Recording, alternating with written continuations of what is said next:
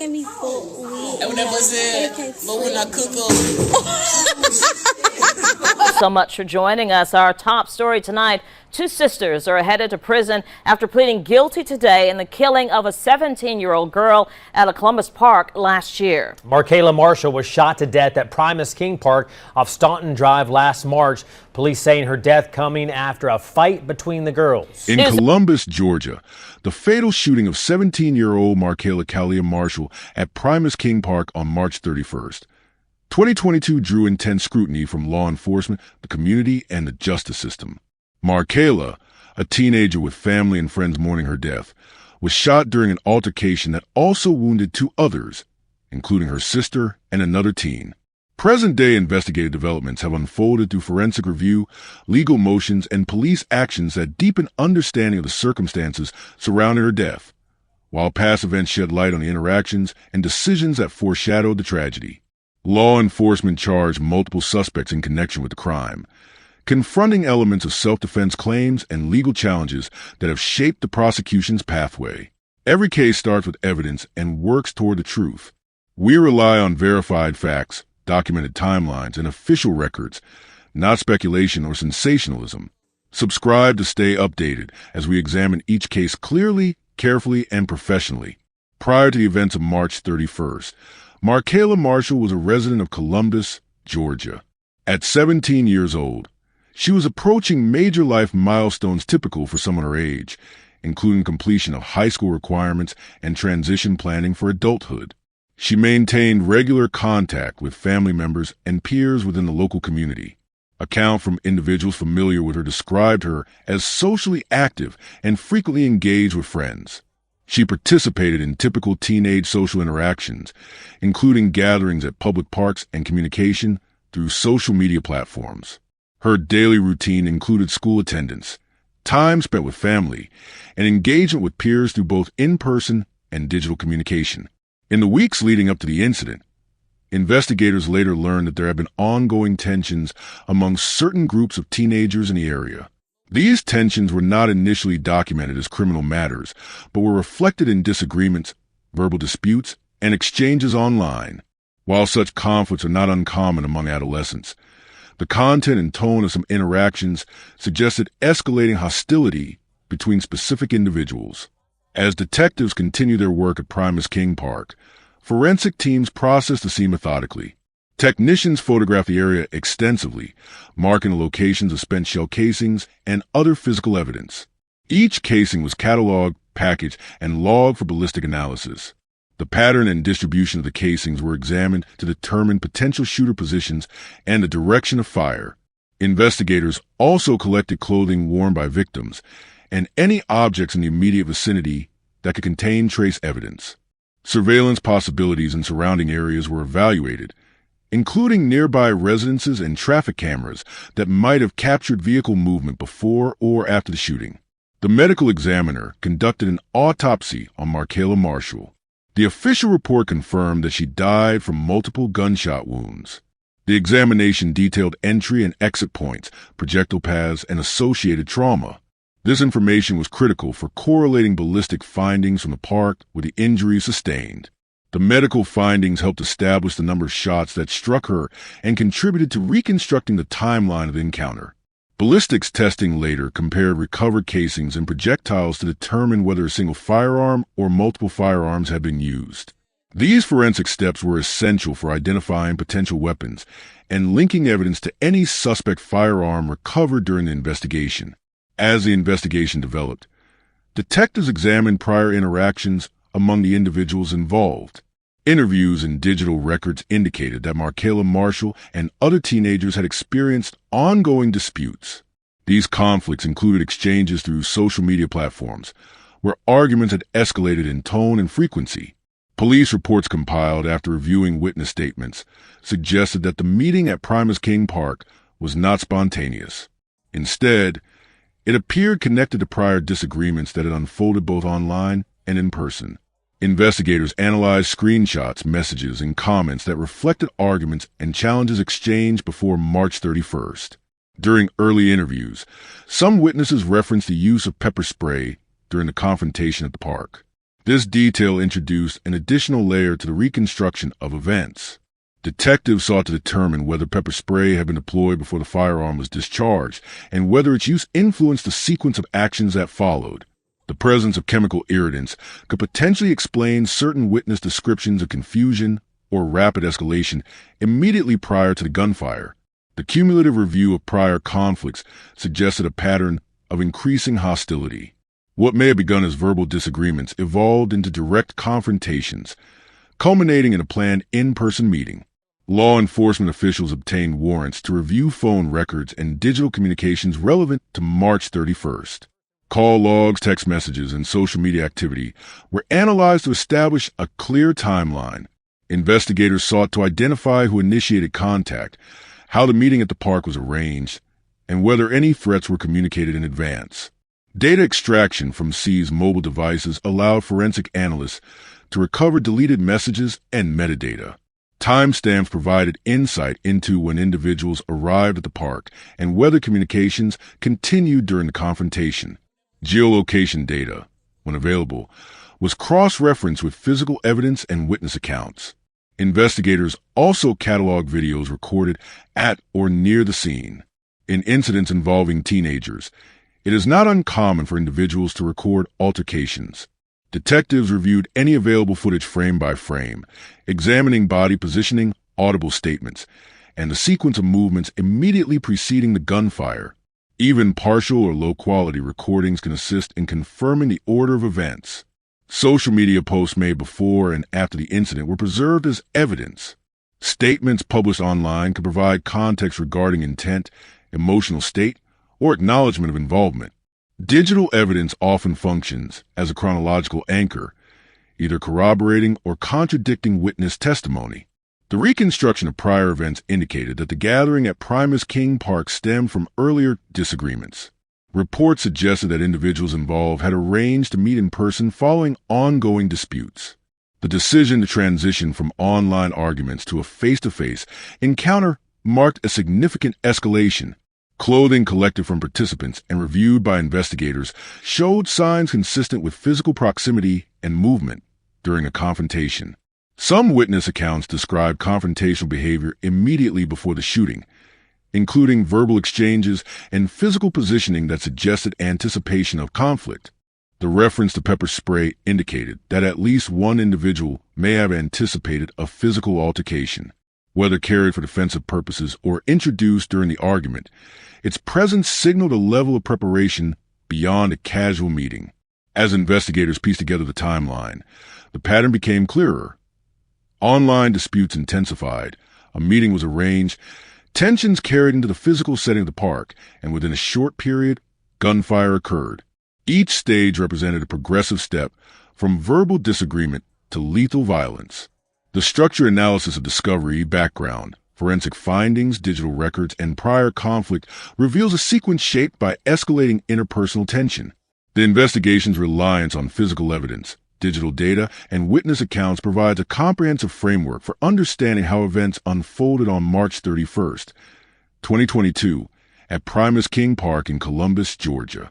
Within days of the shooting, Siana Shaikiria Turpin, then 16 years old, turned herself into authorities. Law enforcement officials announced that she would be charged as an adult with murder and 2 counts of aggravated assault.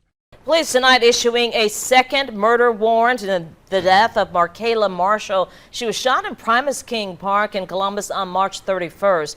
Police have issued the warrant for Erica Turpin. She's charged with 1 count of murder, 2 counts of aggravated assault. Her sister, Siana Turpin, was already arrested and charged in the murder as well. It was 2 weeks ago tomorrow when officers were called to Primus King Park around 7 p.m. When they got there, they found 17-year-old Markayla Marshall suffering from gunshot wounds. She was taken to the hospital but did not survive. Marshall's sister and another person were also injured in the shooting, both with non-life-threatening injuries. If you have any information on this case to help police, you can call them. We can find that information on our website, WTVM.com. The decision to charge her as an adult reflected the severity of the allegations and the fatal outcome of the incident. During questioning, investigators sought to clarify the sequence of events that led to multiple gunshots being fired inside the park. According to statements presented in court filings, Turpin told authorities she had been pepper sprayed during the confrontation and claimed she blacked out before firing the weapon. Detectives examined that claim in detail, comparing it with physical evidence, witness statements, and the placement of shell casings at the scene. Interrogators focused on specific elements: who brought the firearm to the park, whether there had been prior communication arranging the meeting, and whether the discharge of the weapon continued after the initial altercation. The claim of temporary incapacitation due to pepper spray became central to evaluating intent and state of mind. Investigators documented inconsistencies between various accounts and sought corroboration through independent evidence. As the inquiry expanded, law enforcement identified a second individual believed to have played a role in the confrontation. Authorities issued a warrant for Eureka Turpin, Sienna Turpin's older sister. She faced similar charges of murder and aggravated assault based on allegations that she was involved in the events leading up to and during the shooting. In reconstructing the final 24 hours before the shooting, investigators reviewed phone records, social media exchanges, and witness interviews. Communications between several teenagers indicated rising tension prior to the meeting at the park. Messages suggested disagreements and challenges that ultimately resulted in plans to gather at Primus King Park.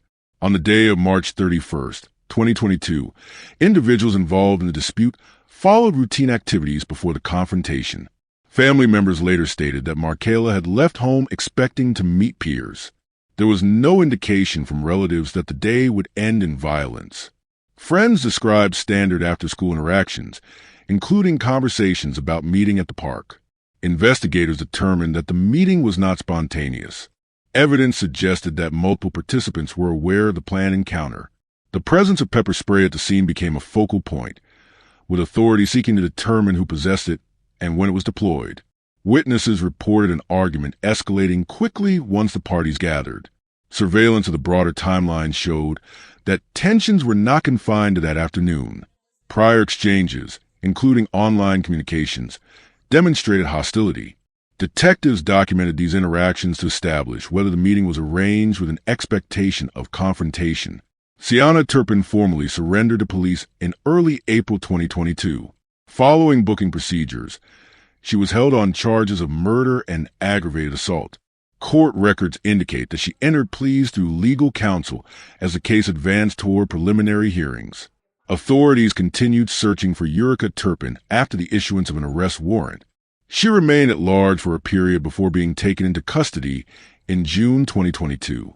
Her arrest marked the final major development in the investigative phase, allowing prosecutors to proceed with coordinated charges against both defendants. Both suspects face hearings in Muskogee County Recorder's Court, where judges evaluated bond conditions, procedural motions, and the sufficiency of evidence. My mother tried to de-escalate the situation. She was like, y'all are family, y'all don't have no business out here fighting. And Marissa Upshaw, she stated, child boo, child boo. Then I noticed, I seen Ivy Bourne walk up to Markayla and she started whispering in her ear. And that's when Markayla came forward with the pepper spray. And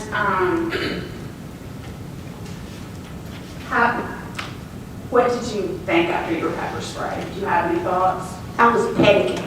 I was scared. I was panicking. It was a lot of them. I didn't know what they was fit to do to me and my family.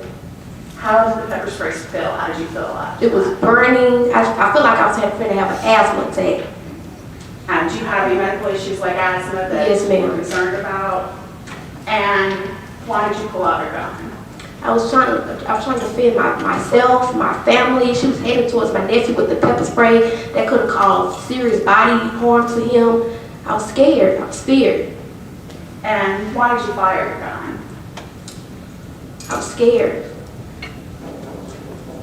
And did you realize that you had hit the girls who were pursuing you, Markayla, Kayla, and I believe another girl? Did you realize that you had hit them with gunfire? No, ma'am. I couldn't see. I didn't even know that they was down or anything.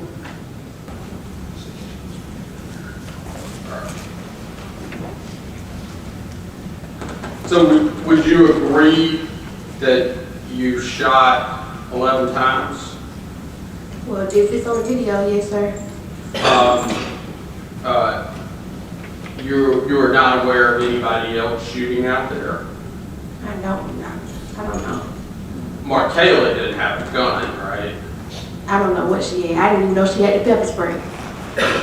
You didn't know before you started shooting, or you didn't know until after you started shooting? I didn't know before. That's what I Okay, okay. Do you know how many times you shot Markayla? No, sir. I didn't even know that she's down. Okay.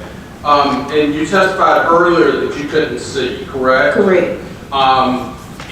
And do you think you would have been able to shoot her as she was laying on the ground? I don't know, sir. I was scared. I couldn't see anything. I was just trying to get the crowd back. That's it. Okay. Well, in the video, would you agree that you can see that she falls to the ground after the first shot? I see that in the video, but when it happened, I didn't know, sir. Okay. You would acknowledge that you shot Zakiya Thomas, her sister? I didn't know that either, sir. How about Kayla Benjamin? I didn't know that either, sir, until I read my emotional discovery. Okay. And you put a round through the windshield of the car where this video was being made from? I was not aware of any of that, sir. Okay. Prosecutors outlined allegations that the shooting resulted from a planned confrontation. Defense attorneys began preparing arguments centered on self-defense and the legal implications of the pepper spray claim. As the case moved into the pretrial phase, defense counsel for Sienna Turpin filed motions asserting self-defense and seeking immunity under Georgia's Stand Your Ground statute. The defense argued that the use of pepper spray constituted a threat sufficient to justify the discharge of a firearm. Prosecutors countered that the totality of evidence, including the number of shots fired and witness accounts, undermined that claim. A judge reviewed testimony and evidence presented during an immunity hearing. After considering the arguments, the court denied the request for immunity. This ruling meant that the case would proceed to trial, where a jury would evaluate the competing narratives. Preparation for trial included forensic analysis of ballistic evidence, medical examiner findings confirming multiple gunshot wounds as the cause of death, and digital evidence drawn from mobile devices. Eyewitness statements were cataloged, and timelines were refined to determine the precise order of events. Jury selection and courtroom proceedings were expected to focus on intent, proportionality of force, and whether the defendant's actions met the statutory criteria for self-defense. The verdict, once rendered, would determine sentencing exposure and shape the possibility of post-trial appeals. In the immediate aftermath of the shooting, community members organized a candlelight vigil and balloon release at Primus King Park. The gathering took place at the location where the shooting occurred. Family members of Markayla Marshall addressed attendees, acknowledging the ongoing legal process and requesting accountability through the courts. As proceedings continued, local discussions emerged concerning youth conflict resolution, firearm access, and the role of social media in escalating disputes. Community organizations initiated outreach efforts aimed at reducing retaliatory violence and promoting de-escalation strategies among teenagers. The legal case remained central to public attention. Court appearances were monitored by local media, and official updates were released through law enforcement channels. For the Marshall family, the process moved from investigation to prosecution, with each hearing representing another step toward final adjudication. The shooting at Primus King Park stands as a documented sequence of events involving a planned meeting, an escalating altercation, and the discharge of a firearm resulting in 1 fatality and 2 injuries. The judicial system's role is to assess responsibility under state law, determine culpability, and impose sentencing where appropriate. The outcome of the trial will ultimately define the legal resolution of the case, while the broader community continues to evaluate its impact. Facts verified. Case concluded. Justice is determined by what can be proven. Subscribe for more documented cases and real criminal investigations.